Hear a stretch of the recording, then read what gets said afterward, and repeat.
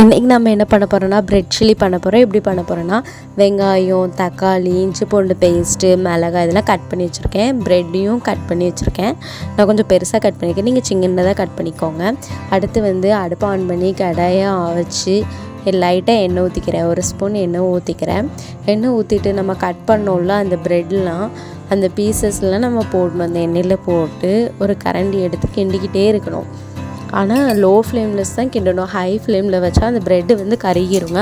அதனால் லோ ஃப்ளேமில் வச்சு நல்லா கிண்டணும்.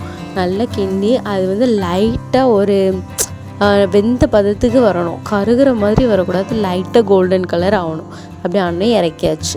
இறக்குனோடனே திருப்பி அடுப்பை ஆன் பண்ணி நம்ம கட் பண்ணோம்ல வெங்காயம், அப்புறம் இஞ்சி பூண்டு பேஸ்ட்டு, மிளகாய், தக்காளி இதெல்லாம் போடணும். ஃபஸ்ட்டு வெங்காயத்தை போட்டு கோல்டன் பொன்னிறமாக வர அளவு கொஞ்சம் எண்ணெயில் போட்டு வதக்கணும். வதக்கின பிறகு தக்காளி போடணும்.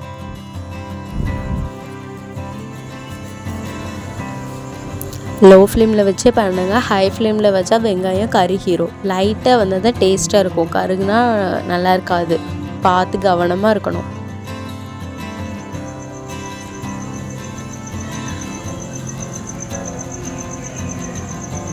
இப்போ நல்லா வதங்கிருச்சு. அடுத்து தக்காளி போடலாம்.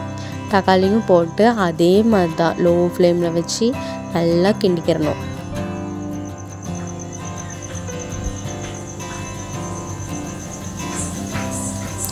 நல்லா கிண்ண பிறகு இஞ்சி பூண்டு பேஸ்ட்டு, மிளகாய் இதையும் போட்டு நல்லா கிண்டிக்கிட்டு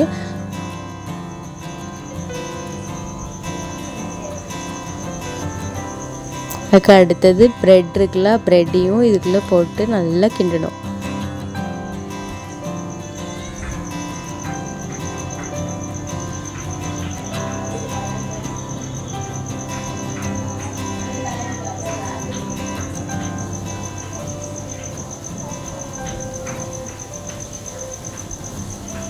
இப்போ அடுத்தது மசாலா, வீட்டு மசாலா, கரம் மசாலா, அப்புறம் உப்பு இதெல்லாம் போட்டு நல்லா கிண்டிக்கணும். கொஞ்சம் மஞ்சளும் போட்டு ஆட் பண்ணிக்கணும். ஆட் பண்ணி நல்லா கிண்டி கொஞ்சம் அப்படியே நச்சு விட்டுக்கணும் அந்த ப்ரெட்டை. அப்போ தான் ப்ரெட் சில்லின்னா சின்னதாக இருக்கிறது தான் ப்ரெட் சில்லி. அதனால் நம்ம ப்ரெட்டை சின்னதாக நசுக்கி விட்டுருக்கணும். நெக்ஸ்ட் தேவைப்பட்டால் கொஞ்சம் ஆயில் சேர்த்துக்கலாம். நான் கொஞ்சம் ஆயில் சேர்த்துக்கிட்டேன். ஆயில் சேர்த்து நல்லா கிண்டிக்கணும்.